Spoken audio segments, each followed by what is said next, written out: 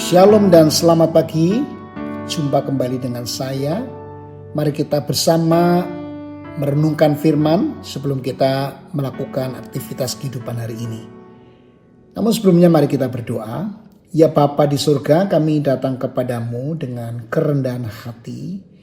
Kami menyadari bahwa kami adalah orang-orang yang membutuhkan kasih karunia-Mu. Bukalah hati kami hari ini supaya kami tidak hanya mendengar firman-Mu tetapi juga diubahkan olehnya. Dalam nama Tuhan Yesus kami berdoa. Amin. Lukas 18 ayat 13 berkata demikian. Tetapi pemungut cukai itu berdiri jauh-jauh, bahkan ia tidak berani menengadah ke langit, melainkan ia memukul diri dan berkata, "Ya Allah, kasihanilah aku orang berdosa ini." Bapak Ibu Saudara yang dikasihi Tuhan, ada satu kenyataan rohani yang sering sulit kita terima. Orang yang merasa dirinya paling benar justru paling sulit mengasihi. Betul ya? Saya ulangi, orang yang merasa dirinya paling benar justru paling sulit untuk mengasihi. Nah, Yesus pernah menceritakan perumpamaan tentang dua orang yang berdoa di bait Allah. Yang satu orang Farisi, kelihatan rohani, ya, benar dan saleh.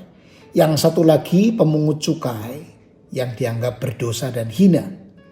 Tetapi yang mengejutkan, doa orang Farisi itu ternyata bukan doa yang sejati. Mengapa? Karena di balik kata-katanya ia sebenarnya sedang berkata, "Tuhan, aku tidak membutuhkan Engkau, aku sudah cukup baik." Sebaliknya pemungut cukai hanya berkata sederhana, "Ya Allah, kasihanilah aku orang berdosa." Dan justru doa itulah yang berkenan kepada Tuhan. Jadi di sini kita belajar sesuatu yang sangat penting. Kesadaran akan dosa membuka pintu bagi kasih karunia. Tetapi kesombongan menutupnya. Orang yang merasa dirinya benar akan mudah menghakimi, sulit berbelas kasihan, dan cenderung melihat orang lain lebih rendah.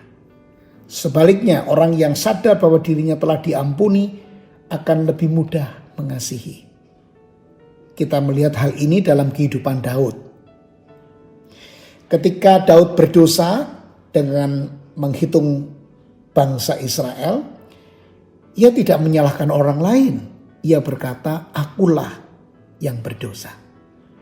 Dan dari pengakuan itu lahir sesuatu yang indah, doa syafaat bagi umat.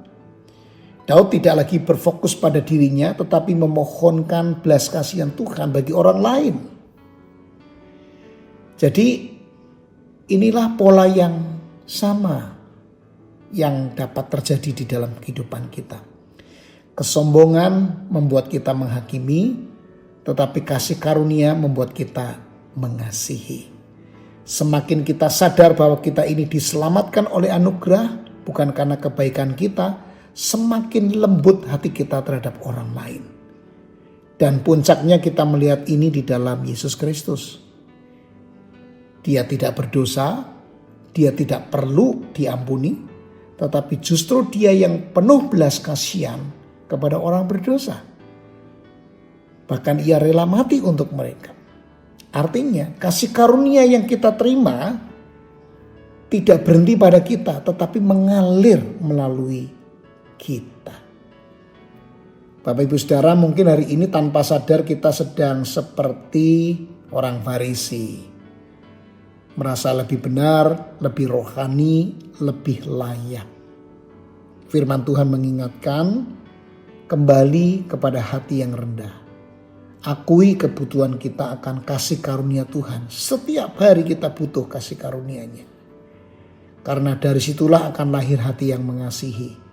Hati yang berbelas kasihan. Dan hati yang mendoakan orang lain. Bapak Ibu Saudara, dunia tidak kekurangan orang yang menghakimi. Sangat banyak. Tetapi dunia sangat membutuhkan orang yang penuh kasih karunia. Dan itu dimulai dari satu hal sederhana. menyadari bahwa kita pun orang berdosa yang telah dikasihi Tuhan. Mari kita berdoa. Tuhan, kami mengaku bahwa seringkali kami merasa diri kami benar.